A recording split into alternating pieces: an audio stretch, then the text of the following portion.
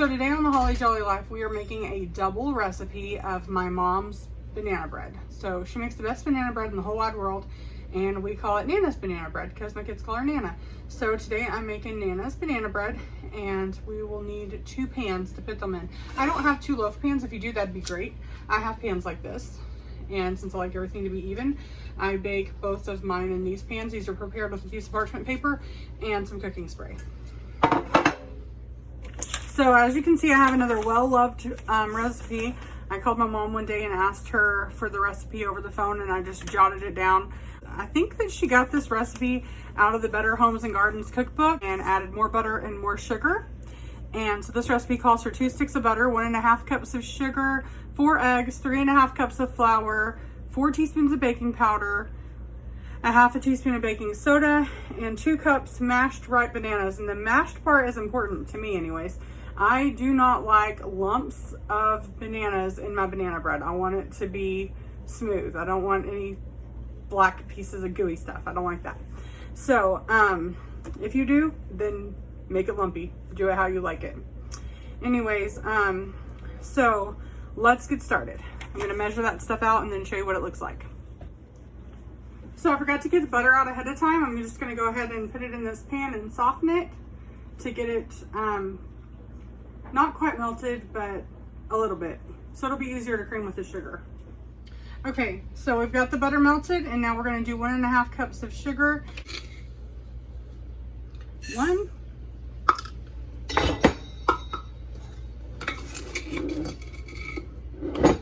And 1/2. Just dump the butter in here. See how it's melted, but not super melted. There's still some chunks of butter in there. That'll be just fine. There we go. Whisk attachment.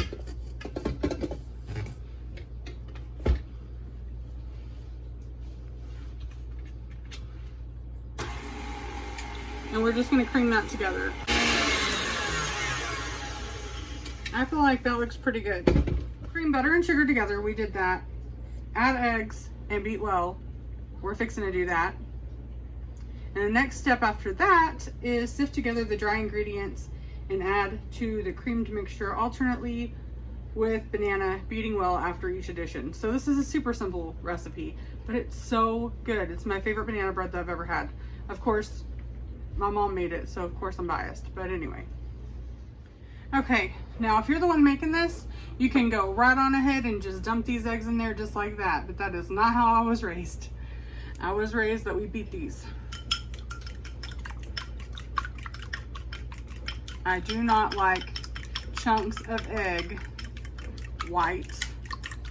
I hate chunks of egg white in baked goods. It is just, everybody has their pet peeve, and this is one of mine. So I beat the eggs before I put them in there. They are pre-beat eggs. That's just what I do. I watch cooking videos a lot, and people just be throwing eggs up in there randomly without beating them first. And I'm like, okay, that's how you want to do. That's your recipe. Go ahead. I'm not gonna, but I'm not doing it in my kitchen.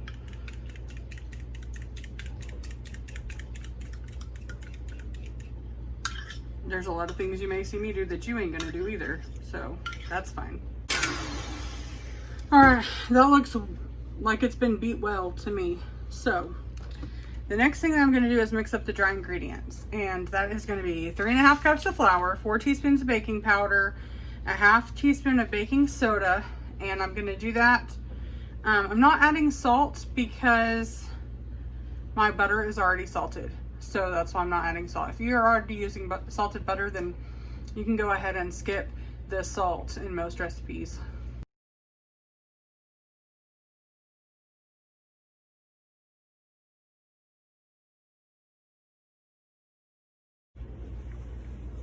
Some of the bananas I'm about to show you have seen better days.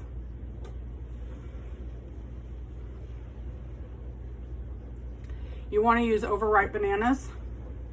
These are pretty perfect for banana bread. If they have sat long enough to start turning brown like this, and they're a little bit squishy and you don't want to eat them because nobody likes to eat, well, maybe some people like to eat squishy old bananas, but I don't.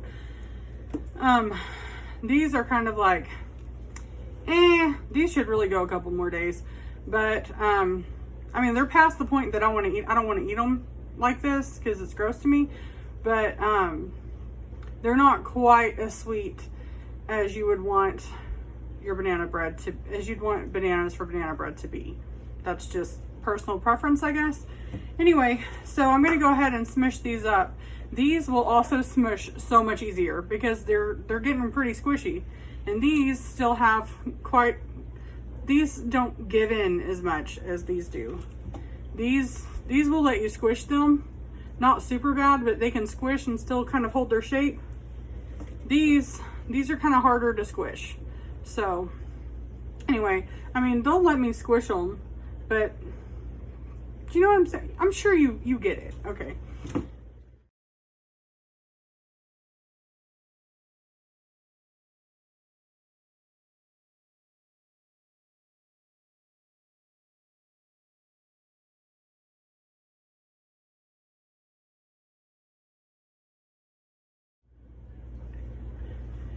I've got the butter, sugar, and eggs in the bowl, the mixing bowl. I've got the dry ingredients in my favorite color.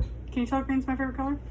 And I've got the bananas. I went ahead and smushed the bananas up, and they are good to go. And it equaled exactly 2 cups, which is just perfect. It's like magic.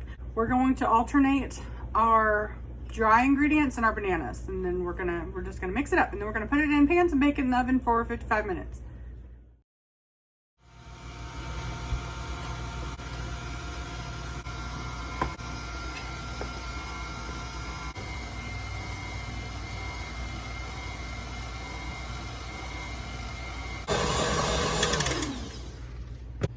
I'm going to find any lumps and just smash them.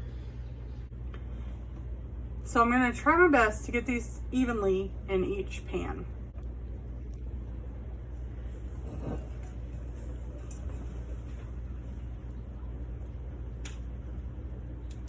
It's a very, very thick batter.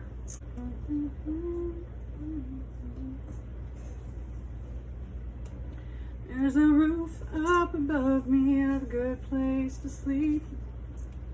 There's food on my table, shoes on my feet. You gave me your love, Lord, and a fine family. Thank you, Lord, for your blessings on me.